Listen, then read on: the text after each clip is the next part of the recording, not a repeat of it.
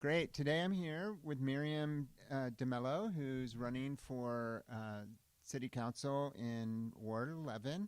Hello. Hi. So we had the chance to speak earlier this year before the convention, and so now we're catching up. But for people who haven't maybe heard from you before, why don't you go ahead and introduce yourself?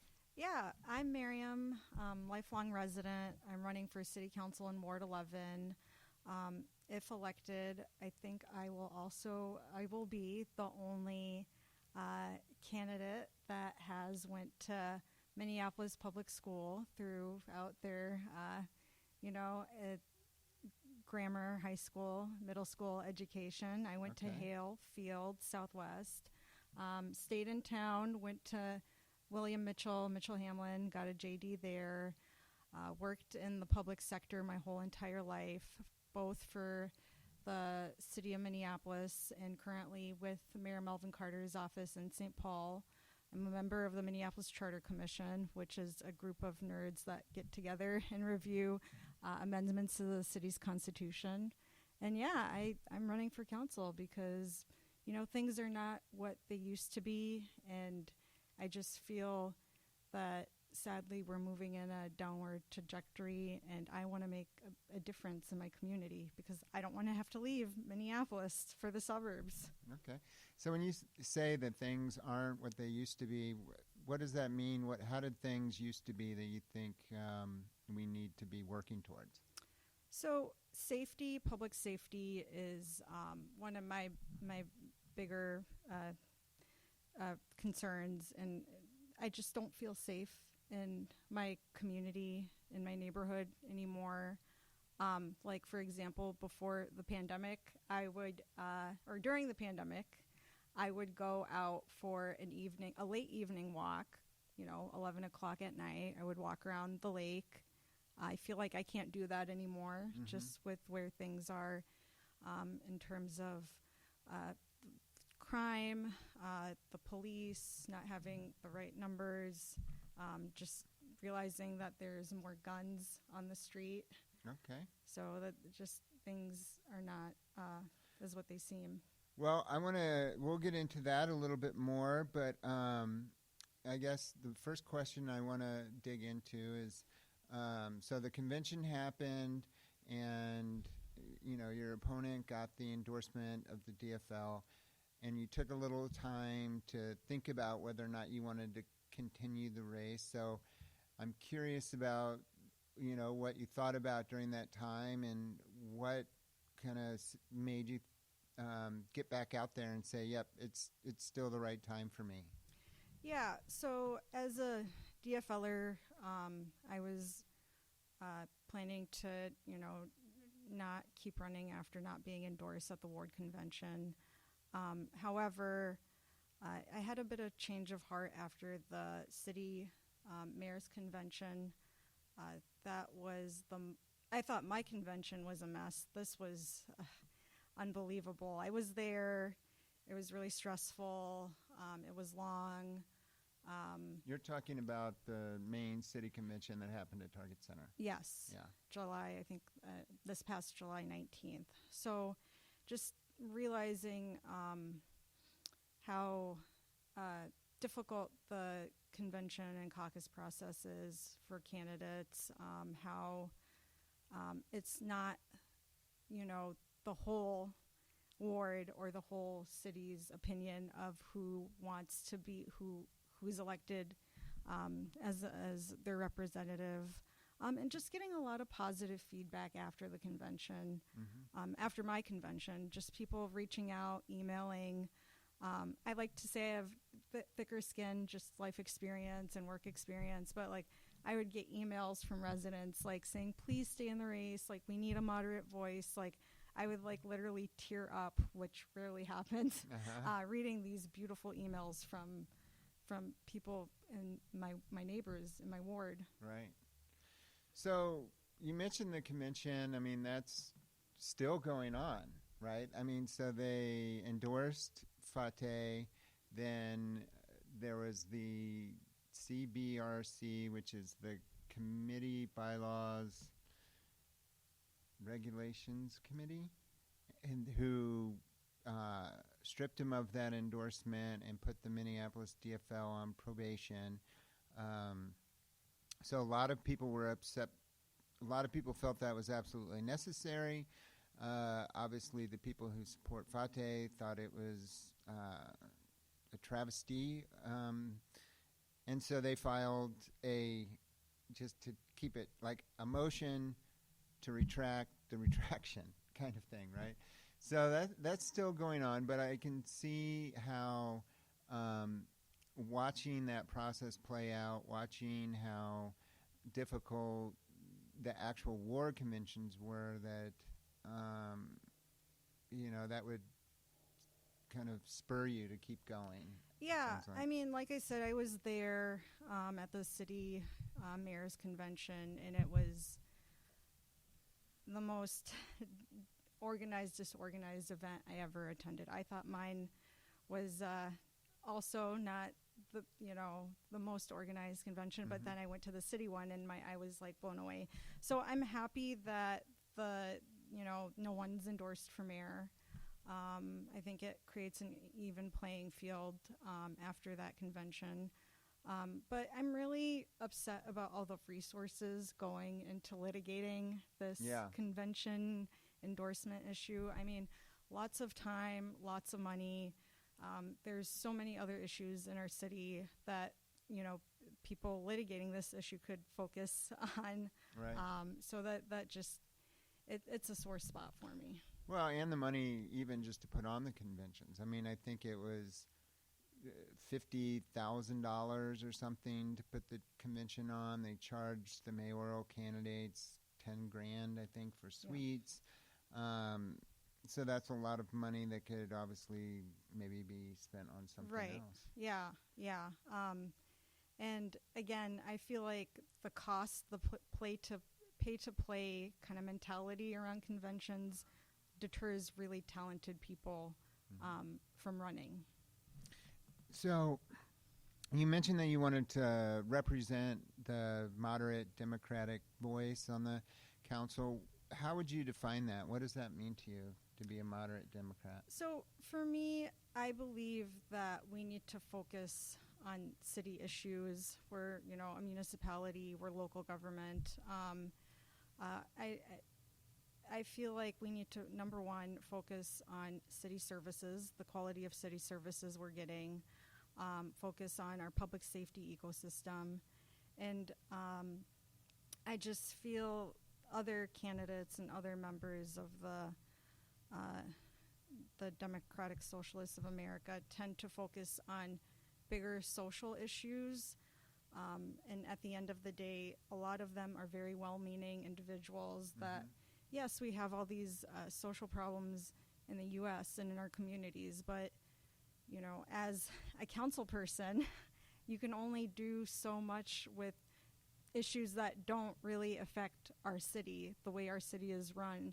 So as a moderate Democrat, I just feel like I want to get back to basics. I want to focus on city services. I know sometimes there's overlapping, but at the end of the day, I'm not an activist. If I was an activist, I wouldn't be running for city council. I really just want to make sure we're getting, we're in a very safe ecosystem and a very safe city to be in, and we're getting the value of our taxpayer dollars. Yeah, so let's talk about that a little bit. So city services, value for the tax dollars, I mean, those are directly related to the budget. The mayor just put out his proposal, and I think now the city council will hold kind of hearings on it, hear from the different departments. What are your thoughts on the budget that the mayor put out? And all the council members will offer amendments and negotiate those. Are there amendments that you would put forward? Start there. Well, without getting too into the weeds, because I can easily do that just with my experience and really understanding how a city budget works. I feel that any time we raise property taxes, it's a burden on our residents, and not just, property owners. It's also to renters, to just people, business owners, people living in the city. So it's really concerning to me when that happens. I'm not against taxes. We use correctly. They're supposed to fill our potholes, keep our streets lights on. But I just feel that I wish what we can do at the city level is like look at what we're spending money on and finding ways to I know trim the fat has been used a lot. Just exercise more financial responsibility so we don't have to raise property taxes so much. And again, I'm not against taxes. I just feel like what can we do to make sure we're not pushing people out of their homes and making sure that living in Minneapolis is affordable for, renters, families, homeowners, single people, whoever. Is there any particular fat that comes to mind that you would think needs to be trimmed?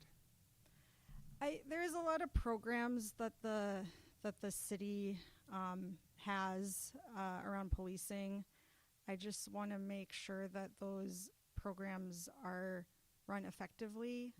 I also think, and this is probably going to be a shock to people, I also want to look at city leaders' salaries. I think that's something we really should look at.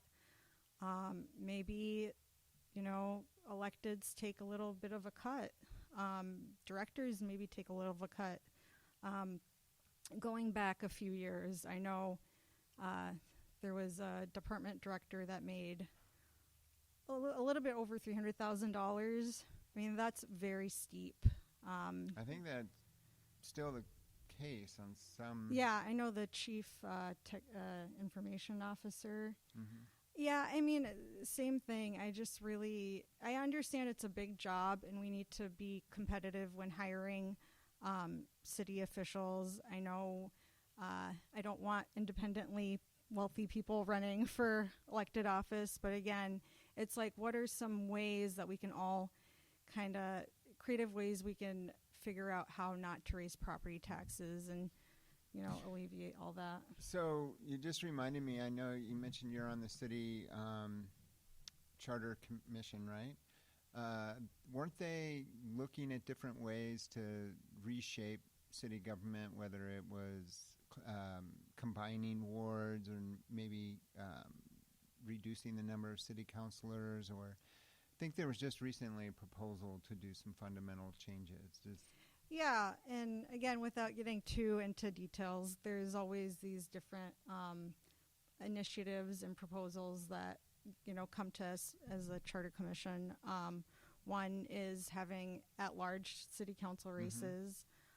One is moving elections to election years to line up with like the presidential election to get more voter turnout. Where do you stand on those two ideas? It's really interesting because I was talking to a council member about this yesterday, and she shared her perspective, and it was really eye-opening. Like I agreed with most of her points. I do believe. Was she pro or against? What? Well, she was. It sounded like she was mostly not in favor of it, just because she was like, as a council member, you have to compete with the presidential race, the governor's race, the state auditor's race, and then your name, for council, where city, where it really matters too. I feel like city races are just as important, if not more, than presidential races, because it's like your everyday life being impacted by decisions. She was like, it's going to be, by the time people flip the ballot, people are going to have voter fatigue, or they'll just gloss over council races. So she made a very fair argument about that, and that's something I always think about. So I've heard something sort of similar, not so much that like people don't have the attention to get through the whole ballot, but more their difficulty in raising money, because obviously, it takes money to print flyers and do all the digital ads and all that. But if you're competing with the Senate and the president and all those campaigns that are also trying to raise money, that it makes it harder. But so that seems somewhat valid to me, but doesn't St. Paul made the decision recently, though, right, to change city council to even years? Mm-hmm. So I don't know that. I don't think that's happened yet. But No. They seem to think they can manage it. We'll see. Yeah. I mean, there's things that St. Paul has done that Minneapolis hasn't done. Rent control, rent stabilization, a variation on that is one of them. There's some bumps in the road that we're experiencing in St. Paul. So let's talk about that a bit, because that seems to be one of the biggest differences, at least in the mayoral race, and I guess in some of the city council races too, like whether or not you support rent control. I mean, where do you fall on that? Yeah, the studies show that rent control generally doesn't work in urban dense populations like Minneapolis for many reasons. As it stands, like the traditional notion of rent control, I don't think it's something that works for our city. I think it ultimately hurts the renter and landlords and, just housing. I don't agree with the 2040 plan. I know that's bold to say. Well, it's a huge plan. So, I mean, I guess my follow-up questions would be, like, what are some of those things that you think that you've read that indicate that rent control won't work? And then, what are some of the reasons that you aren't in favor of the 2040 plan? So I always read credible news, data-driven sources. Yeah, exactly. Okay. Just in like what other cities like Minneapolis do. So it's really interesting to compare to what different experts say on rent control, and the consensus is it does not work. The 2040 plan, there's parts of it that I do like. I definitely think that we need more family, multi-unit complexes on bus routes, thoroughfares. I just feel like, affordable housing, yes, we need more affordable housing, but what does that look like? Like, that's not just apartment units. That's not just rentals. A lot of people, a lot of families, are looking for affordable single-family homes for yards that their kids and dogs can play in. How do we make single-family homes affordable in Minneapolis? There's other forms of housing like cooperatives and microhomes. How do we make single-family? I mean, I think the median just went over 400,000. Like, is it just a matter of? I don't know. Can you build more single-family homes, or how do you make them cheaper? I think you can. I do think that we need to look at zoning or zoning laws. I would want to take a really deep look at what we can do with our zoning policy. I'm not a big fan of taking a single-family lot and turning it into a multi-housing unit. Again, depending on where it's located, but I want to preserve, the charm of our Minneapolis neighborhoods. There are solutions. I feel like there is a lot of vacant building homes, single homes, buildings that, if the city were to kind of flex more on their eminent domain powers, maybe, the city can get in there and be like, okay, property owner, this house has been abandoned for 10, 15 plus years. You're not taking care of it. Yes, you're paying the property taxes, but we can't just have empty houses, empty buildings in Minneapolis. Yeah, so that does seem to be a real issue. I've been reading a lot about this C. George building or something in Loring Hill, I think, or Park, but where you have abandoned buildings, squatters move in, and yet the city doesn't seem to be able to move them out. I've heard a lot of stories even where you have maybe a neighbor that's dealing drugs or something out of a house. A lot of fires in building that puts a lot of more pressure on our fire department. But thinking back to the 2040 plan, I know when that came out, you mentioned the kind of turning lots into multi-family housing, or I mean, I think you can do a triplex, right? And that always to me seemed unrealistic because I don't know anyone who owns a home who's going to kind of feel like, you know what, it's time for me to just sell my home, tear it down, and rebuild it as a triplex. You know, I didn't see that happening. I mean, or if it did happen, it would be a builder who would maybe buy a property, tear it down. That's actually happening in South Minneapolis, right at the corner of 50th and Lyndale. They're putting in a big, we'll see apartment building there, which seems like an odd location for it. But the economics don't work out. Yeah. I mean, you have to, if you were to do that and build a triplex, it's gonna be expensive. Yes. I think so. So keeping property taxes down is one of your tenets. You mentioned public safety and some of the programs around that. What is your ideal public safety program look like? Yeah, I mean, I think we do need to get back to the number of officers that the charter recommends. I know there's been an increase of recruits. I believe we're around 600, a little over than 600. If I'm not mistaken, the charter recommends around 700.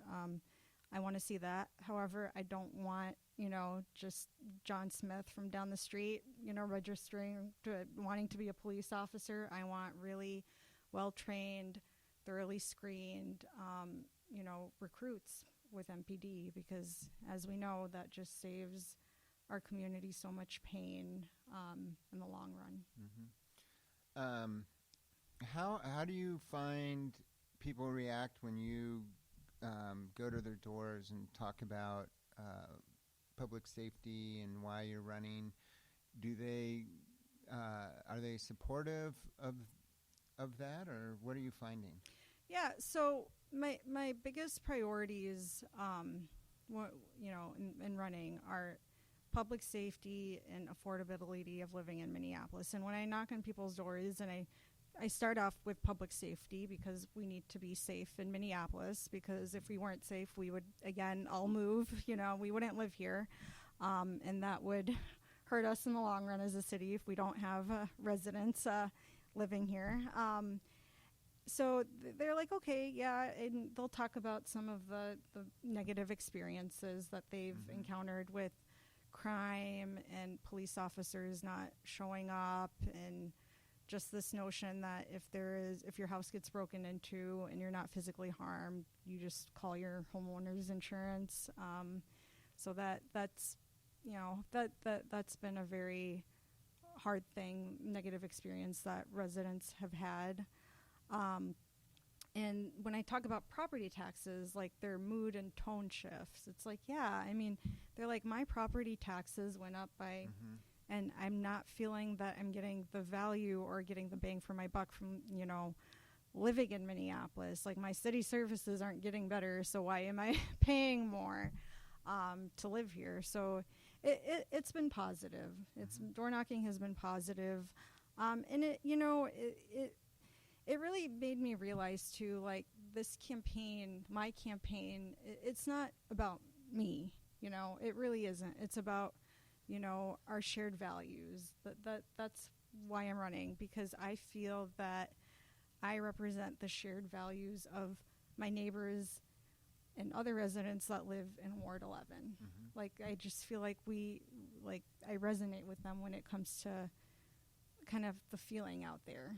And what are those shared values? I mean, I feel like that's hard to define right now because it seems like, when I listen to a lot of people speak, like they're really pretty far apart on some issues, and I sometimes wonder what those shared values are. So, Yeah. what do you think they are? So I believe that at the end of the day, no matter where you stand, like on the political spectrum, we value democracy. We value just being able to have an open conversation without any ramifications or people getting really angry.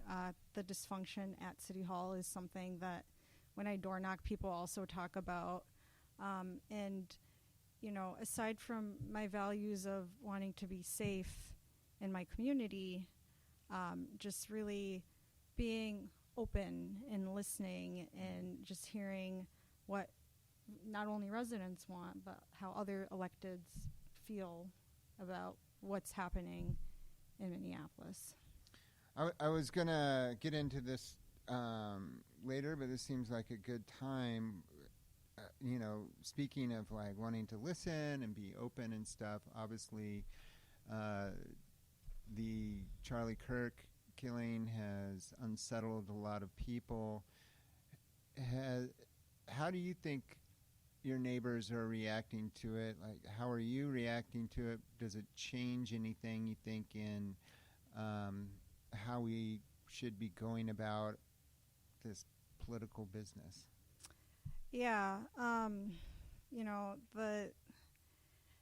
the clerk's assassination and this happened, a week after the Annunciation tragedy in my ward, and I think we can all agree. I want to believe that we all agree that any type of political violence threatens our democracy. And we're at a space right now, left, right, in the middle. It's like if you have these conversations,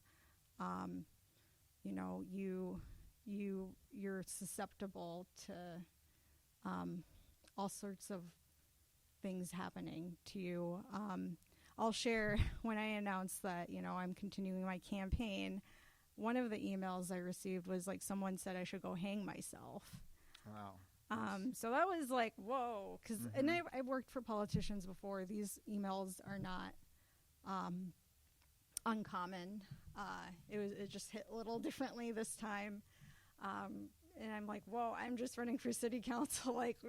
This is really interesting how this individual feels so strongly about this. But it just shows that we can't have a conversation anymore about what's going on in our communities and different perspectives. And this Kirk's assassination, it really brings up the issue of gun violence. Personally, and I'll put that out there, I don't think civilians should have any type of firearms unless you hunt. Any type. Yeah, I feel very strongly about that. But so is it fair to say then that you kind of support the mayor's push and possibly the governor and this idea of banning assault weapons? But it sounds like you would maybe even go further. I would go further. Even 10 years ago when I worked for the city attorney's office in Minneapolis, I always wondered why Minneapolis didn't have a stricter ordinance. DC, I know DC is unique, but they have very, very strict laws on firearm possession, conceal and carry. And again, as a moderate, I think that's what makes me a moderate. It's I understand that guns are never going to go away in America because they make a lot of money for people. And I understand that people feel very strongly about carrying guns and it's their constitutional right, which I don't agree with, but I'm not going to go there. It is in the Constitution. I believe that should be amended. But I also like want to hear, their perspectives. Like people that do carry firearms, like why do you feel that you need to? Why do you feel that people hurt people, guns hurt people? I know that argument is out there, and we can't have those conversations anymore, it feels like. And that really just makes me really, really sad, because then you get to pick and choose like who you read in the newspaper, or what you read in the newspaper. We just need to have like an open conversation about why people feel that they need to go get a gun. And Terry, just from like, post George Floyd's murder and riots, like you'd be surprised how many people have firearms in their homes. Oh, I don't think I would. I was. The least, like my neighbors were this very progressive same-sex couple, and after the riot, they were armed, and I was shocked. I'm like, what? Yeah, I understand that. I think there is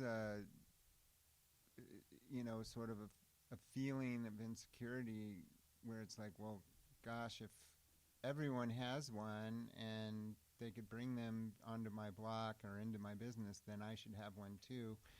I understand that urge. It seems like most people would probably end up hurting themselves or others with them, because they're not trained, and it's not easy to use them properly. And they get in the wrong people's hands too. And again, I respect gun owners' rights. I respect their positions. That's just a personal opinion I have. But again, as a moderate, I'm not gonna completely dismiss you if you have a firearm. It's just I want to hear why you feel like you need to have your conceal and carry with you, or why you feel like you have to own a firearm or have one in your possession at times. So you mentioned Annunciation, and I think you said before we started the interview you have some connection there. Yeah. So back in my babysitting days, which weren't that long ago, but long enough, I would, do drop off and pick up at Annunciation, and it was I felt like it was a safe place to be. So when this happened, not too far from my home in 11, I was shocked. I was very numb. I was really just, when it happened, when you hear about it all the time, and then it happens in your neighborhood, in your backyard, it hits differently. It was very, very troubling. And yes, I feel like we should have had more in place to support the individual who committed this, very heinous act. I just feel that part of my public safety framework and ecosystem, we need more support for youth. Youth are our future. I don't have children, but I have a lot of children in my life. I have a lot of school-age children in my life. I'm like, how can you tell me, I always want to talk to them, what are people saying about this, or how do you feel going to school after the shooting? So I want to get everyone's perspective, big and small. And it's hard because I had someone in Ward 11 that I became close with over the campaign. She had her kids in the pew. And that just really, when you have that direct connection to someone, it also hits very, very hard. Yeah.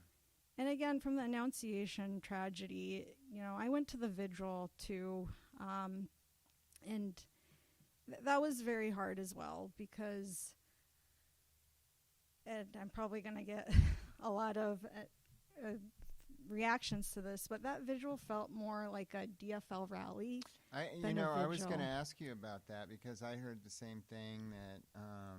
And I want to say thank you for Moms Demand Action. Thank you for putting that on and creating that space. It's just when politicians come in sometimes, and there was only one politician that had a plan that was communicating, like, this is what we're going to do to address this issue. It was a hard day, hard evening. I mean, in an election year, it's so hard. I mean, it seems like every event becomes an opportunity, right, for you to kind of promote yourself, which, again, I understand, but we shouldn't politicize gun violence. Yeah.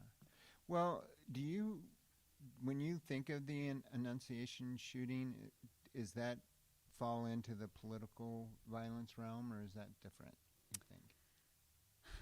I think it's different from what law enforcement has shared about, the individual who committed this awful act. It didn't seem like it was super politically motivated, at least to me. It's hard, though, because, like, I'm Catholic. I consider myself a pretty liberal Catholic. Yeah. I was going to make a joke about that. Yeah. So, and my family emigrated to America to have, to exercise their freedom of religion, their freedom of speech, freedom of association. And when something like this happens, it just really, like, it hits differently in kids. Like, again, I don't have kids, but I have a lot of kids in my life. I can't fathom the idea of, you want to send your kid to school, and they don't come back. Yeah. Like, that just is so. I can't imagine the pain that the parents are feeling right now.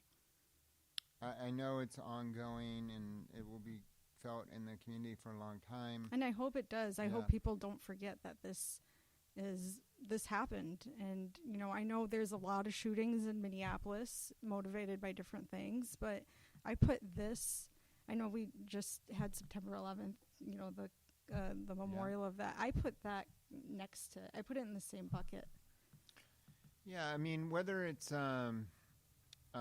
straight up political, I mean, there's definitely some sort of ideology that gets involved, but I was just listening to some people this morning talking about it, and I agreed with it that a lot of times it doesn't fall cleanly into one bucket or another. I mean, these people are obviously deranged and kind of have their own strange conglomeration of ideas that are motivating these things. But I hope we can go a length of time so we can stop talking about it. I know. That would be nice. But as a city councilor, I mean, I don't know what can be done. I mean, I think that's you talked about your neighbors getting guns, and, one of the proposals you hear, like, particularly people on the right talk about, is like arming teachers and putting more guards in front of the schools and stuff like that. Are there any ideas like that you feel like are good ones, or how does our city do anything differently that would actually make a difference? With the schools, that I'm glad you mentioned that, but because the city council has very little to do with what Minneapolis Public Schools does. I know, at least when I went to high school, there was an MPD officer or someone from the police department there. I wish that were still the case. Sadly, this is where our society is right now. And I'm a big proponent of having some type of law enforcement officer trained in schools. I know after George Floyd, that tragedy happened, there was some pushback on that. They don't have to wear, blue. They, maybe, I don't know, you have to identify yourself as a police officer under the Constitution. But, like, we need some type of trained law enforcement presence at school. Didn't they have something they called resource officers? Yep, those are the resource officers. Do they still yeah. have those, or do they cut back? To my knowledge, they cut back significantly. Okay. So, what can change in the police force? I mean, you mentioned earlier that you wanted to look at some of the budgeting for the police force. I'm not sure exactly what you meant for that. I know overtime has become a big issue of late. So have the city just passed an ordinance to charge businesses when officers work off duty and protect businesses. Where do you stand on those things? Yeah, I mean, I've heard the arguments. I've heard it from Mayor Fry directly when I asked him about getting rid of double overtime. Initially, I was very, hesitant about, making that budget amendment when we need so many police officers. When you say double overtime, I think that means you're working on a holiday or something. Yeah. Is that? Yeah, okay. That's pretty much it. But instead of making time and a half, you're making double. Okay. So there's apparently some police officers that are choosing to work more double overtime shifts. So I get that's a big budget expense for the city, but at the same time, it's like we're not where we need to be with numbers. Horrible acts of violence keep happening, and event fees. I know there needs to be police presence, sadly, at events, and that's not cheap. I've known that there are a few neighborhood organizations that I've dealt and worked with in my professional experience that were like, we need police officers. We want police officers at this event. However, we can't afford to have police officers at the event, so we're not going to have this event. And again, these are organizations giving back to the community with, free, low-cost events for families to, take their kids to and play with. And so, it's a very tough conversation. But again, I want to hear subject experts' opinion on, this budgetary change that the mayor is proposing. So you mentioned the recruiting, and that's up. I definitely have heard other candidates talk about that it's important to, say, have police that are from Minneapolis. They see that as an important part, that they be more embedded in the community, I guess. They'd like to see more police actually sort of walking beats in neighborhoods. Are these the type of things that you feel like would improve the trust between the police and the city, or do you have other ideas? Yes, no, I am a big fan of having officers out and about in the community. Whenever I see an officer just like, at the co-op or, just around, and it's appropriate for me, and I can do this as a, 5'2" woman. Like, I'm like, thank you for your service. I approach them like, thank you for being here.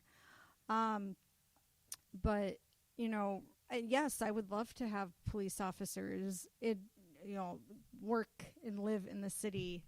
I don't know if that's going to be easy to implement or enforce. Right. So we might lose people if we tell them that you have to live in Minneapolis. All of our city council members don't even live here. Yeah, so there's that.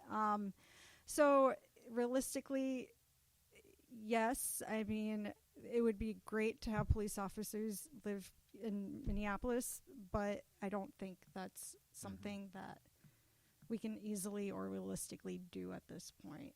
Yeah. Well, just maybe to pivot off of policing a little bit, one of the other tenets of your campaign I saw on your website was supporting businesses as a priority. So maybe you could talk a little bit about that. Like, what would you see yourself doing as a city councilor that would make people want to do business in the city? Yeah, so I feel like we need to make it easier for businesses to operate and really set up. There is a lot of red tape. I feel like we can cut without jeopardizing public health and safety standards. So I would really look into that. Setting up my campaign is like setting up a small business. You need to, file and, have, a bank account. And it's not a checking account. You have to jump through a few more hoops to get. You have to do all this stuff. And I'm not a business, but, campaigns kind of are structured like businesses.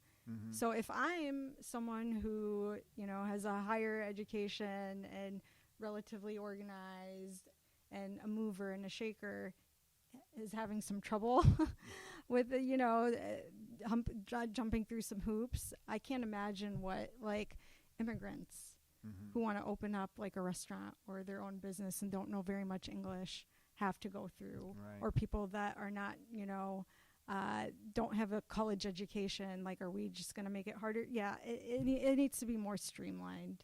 Mm-hmm. And I think the city can really help with more, grants, more direct support, more liaison with smaller businesses. And how is the sort of business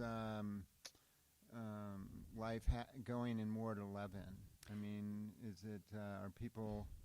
Because I don't think of sort of going south a lot of times. Well, even further south than I live to go out to eat or anything like that. But do you feel like, in general, Ward 11 is doing well, or does it need special attention? Or so, from the business owners I spoke with on the campaign trail, I feel like it's been pretty positive. Mm-hmm. And I do want to acknowledge that Ward 11 is home to middle and upper middle class residents, so they are able to go out more to eat. That sales tax, that increase of sales tax, when you see on your receipt when you go out to eat, many people don't notice that, but just hearing from businesses, they have mentioned like, hey, people are starting to notice this increase on their tab. Mm-hmm. What can you do as a city to help us make sure that we can stay open with this tax? So this is a special city sales tax? Yeah, it's like, yeah. I remember going, I like to share the love. I remember I had a coffee meeting, brunch meeting at Wiseacre not too long ago, next to Tangletown Gardens in 11, and I noticed this like little tax. I'm like, oh, right. I took some time to like actually look at my receipt, and I'm like, okay. So yeah, what other items do you think distinguishes your campaign from the other people in the race? Yeah, so my campaign is really based on my value system and the values I share with my neighbors and other people that live and work in Ward 11. I'm not a machine. I don't have the political experience. I still, find it hard to believe that like, oh, I'm a politician now. Mm-hmm. I run my campaign very, it's non-conventional. My donors are all, they contributed from the kindness of their hearts. I don't have, unlike, my opponents, I don't have public, I don't have developers supporting my campaign. It's all just been really, really generous, kind individuals that see the hard work I'm doing and support the moderate message I'm putting out there, and just really like, are like, yeah, we feel the same way you feel. We have the same values you do. go get them. Mm-hmm. It's been very supportive. And endorsements, I feel the same way about endorsements too. From the beginning, I never really sought actively out to seek endorsements. A lot of unions, I support unions and love their work, but a lot of unions already endorsed before I joined the campaign. So that was interesting. And again, getting over that DFL hump right there, Mm-hmm. it just puts different unions in a difficult place. Like, okay, well, she didn't get the DFL endorsement. Do we support her or not? And same thing with electeds. It's like, I know a ton of, through my work experience, I know a ton of people who, I worked with who hold elected office or hold, nonprofits and what have you. But it just feels really selfish of me to be like, hey, this may hurt your career or not, this may, I don't want to say hurt your career, but you may be, looked at the wrong way if you endorse me. Can you do it anyway? So I just was like, I'm going to be very neutral. And just real quick too, I remember my campaign manager and I were like, I think we had a little break in the day, so we went to the falls, and we were talking about, like, we need to figure out how to raise more money so we can pay for literature and, materials and supplies. And as we were having this conversation, a representative from Doctors Without Borders came up to us and was like, hey, can you guys, make a donation to this amazing cause? And I just felt like a big pile of crap. Mm-hmm. Like, I felt so small at that point in time, like, oh my gosh, I'm trying to raise a lot of money for something that's going to end in November, whereas there's these other amazing philanthropic organizations that are, doing so much to help people directly that need to be supported. So that was a big wake-up call for me. Well, that makes me wonder, so there's other cities that have different rules about campaign finance. There's other cities like New York that have matching funds. Those to me are things I would love to see come before the Charter Commission, right? Like, are there ways that candidates can run without having to raise a lot of money, right? And because it seems like quite a bit of the criticism you see out there, it's like, oh, this candidate raised, this money from this person, and they do X, Y, and Z, and how do we get a political system that is a little bit more independent from donors, do you think? Yeah, I mean, I would love to see that as a proposal at the Charter Commission about some type of max contribution. I just feel like elections in the U.S. are, I wish we had more of a European model where it's like you can raise this amount of money and you have, 3 months to campaign, go. Whereas, like, the longer it is, the more money it takes, and the more money you have, the more people you can get to. It's just, again, there's so many other worthy causes other than campaigns. Yeah. And I'm not a machine. I'm your average person. So it deters, average, really intelligent people who care about the city from running. Absolutely, yeah. One other thing I wanted to ask you about, I know Ward 11 tends to be a bit older demographic. I'm wondering if there's anything specific that your campaign is focused on in terms of just, and I know maybe it's property taxes is the big one, helping older people stay in their homes, but are there any other programs or ideas that you have to help that community in Ward 11? Yeah, I definitely want to. I'm researching ways that we can have more senior support services, like direct support services in the ward for elderly residents. This could be like, I know Neighbors and Helping Neighbors had like a sidewalk maintenance program where people who weren't able to had individuals, volunteers come shovel their sidewalks. Now, I want to do something like that at the city level. And so, Well, now so you're shoveling getting all snow. controversial I on know, me. I know. So What does that mean? Are you in favor of the city helping with snow removal and personal sidewalks, or where do you stand? and on that's going to be very tricky. First, I want to see if it's something that we can actually do. I don't want to go into office and be like, I'm going to do this, this, and this, and then 4 years go by and it's something that I've spent time and energy on and can't realistically make happen. I think we can do that.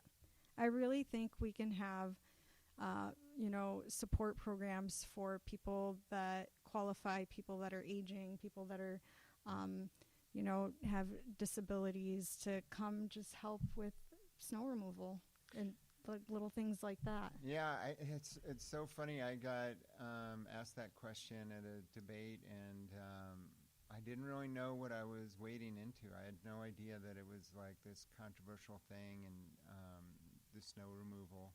So, but from what I'm hearing from you, like you basically support the city doing the snow removal for sort of kind of qualified seniors, or all seniors, or is there an income cutoff, or what do you? I mean, yes, those factors are definitely would be taken into consideration.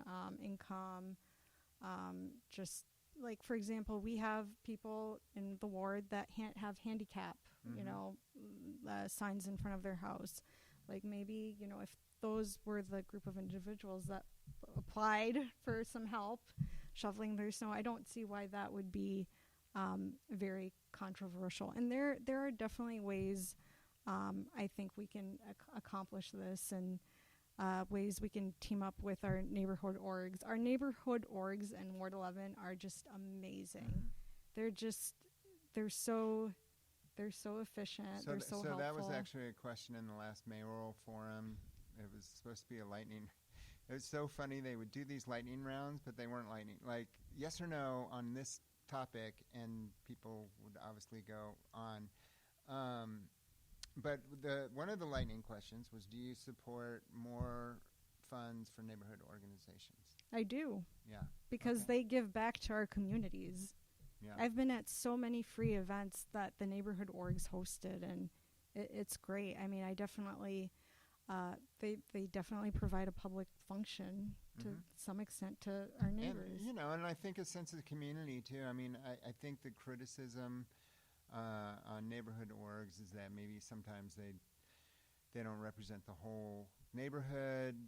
They might lack some diversity. Some people see them as, I think, contributing to gentrification maybe. But while that may be true in some instances, it does seem like they do some really great projects and give people volunteer opportunities and help build community. I mean, the one thing I've seen is that, yes, sometimes they're not diverse, but that doesn't mean that anyone can't show up and be a part. Right. So. No, our neighborhood orgs in Ward 11, from my experience, have been, very inclusive, very welcoming, and very neutral when it comes to like political issues. Like, I've had people tell me, like, you can join, but you can't talk about your campaign, and I'm like, okay, that's fair. That's totally fair. So, and I respect that. And again, I do feel like they're trying to be very inclusive as they can. And in Minneapolis and Minnesota, sometimes you only see our neighbors at National Night Out, kind of like that estranged family member at Christmas time. It shouldn't be that way. I just feel like when we know our neighbors, I feel safe in my home, partly because I know my neighbors really well. Right. So, are there any topics that we haven't covered today that you wanted to mention? Oh my gosh, I'm sure there is. I can't think of anything off the top of my mind. So, I know I took up a lot of time talking about different things, but yeah. All good stuff. So what's coming up with your campaign? If people want to find out more about you, are there upcoming forums? Are you on social media? Do you have a website? How do people get involved? My webpage, email, please email us if you have questions. We will get back to you within 48 hours. I know that's a big part of being a city council member is returning calls and emails from residents. That's what myself and my team strive to do, is hit that 48-hour mark. The webpage, I know the League of Women Voters has a big debate coming up at the end of September. I want to say September 30th, but that's in my mind. But please check on that. We're really hitting the doors and just being, out there and attending. I know summer with school starting, there's less community events out there, but if there is an event, we'll likely be out there. And we're out and about every evening. And you do have yard signs, because I know I've seen a few of them signs. Walking my dog around. Yep, we do have really, I think, aesthetically pleasing yard signs, Viking colors. So people order those through your website, I'm guessing? People can just email us, and we'll get them a yard sign. At this point, and this is how unseasoned of a politician I am, for me, yard signs are as important as political contributions or donations. And I know people are like, don't say that, you need the money. I'm like, but I also need yard signs out. Yeah. So you got some in your garage? I got some in my car, in my garage, at other people's homes. So, if you want one, just email. All right, great. Well, thanks for sitting through some of the technical difficulties we had before this. Oh, it's all good. I'm not a diva, so things happen. All right, great. Thank you. Bye.